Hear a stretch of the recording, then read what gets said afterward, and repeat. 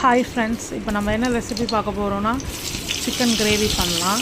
அதுக்கு ஆயில் விட்டு கடுகு பெருஞ்சீரகம்லாம் ஆட் பண்ணிவிட்டு வெங்காயம் பச்சை மிளகா கருவேப்பிலை போட்டிருக்கேன். அது நல்லா லைட்டாக குக் ஆனதுக்கப்புறம் சிக்கன் ஆட் பண்ணியிருக்கேன். ஆட் பண்ணி நல்லா மிக்ஸ் பண்ணி விட்டுட்ருக்கேன்.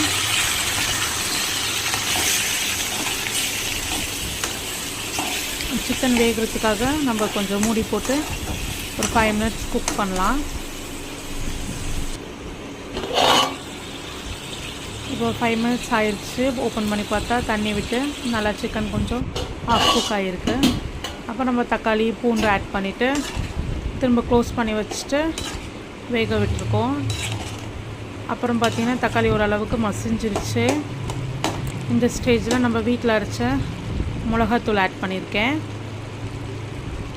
ஆட் பண்ணிவிட்டு நல்லா மிக்ஸ் பண்ணி விட்டுருக்கேன். மிக்ஸ் பண்ணிவிட்டு மூடி போட்டு ரொம்ப நேரம் மூடி போட்டு வேக வைக்க வேண்டாம். ஏன்னா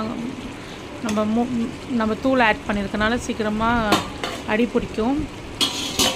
ஸோ ஒரு 2 மினிட்ஸ் போதும் அந்த சிக்கனுக்குள்ளே அந்த மசாலா இறங்குறதுக்காக. 2 மினிட்ஸ் ஆயிடுச்சு.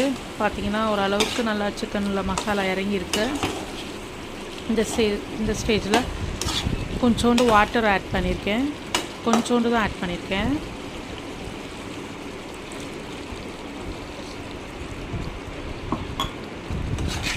கொஞ்சோண்டு ஆட் பண்ணிவிட்டு நல்லா மிக்ஸ் பண்ணி விடுறேன்.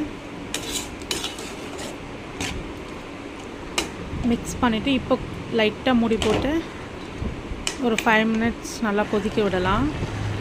இப்போ பார்த்திங்கன்னா நல்லா சிக்கன் கொதிச்சிருச்சு. இப்போ க்ளோஸ் பண்ண தேவையில்ல, நல்லா ஓப்பன்லேயே கொதிக்கட்டும். தண்ணி கொஞ்சம் ட்ரை ஆனதுக்கப்புறம் நம்ம வீட்டில் அரைச்ச கரம் மசாலா இருக்குது, அது ஒரு ஸ்பூன் ஆட் பண்ணியிருக்கேன்.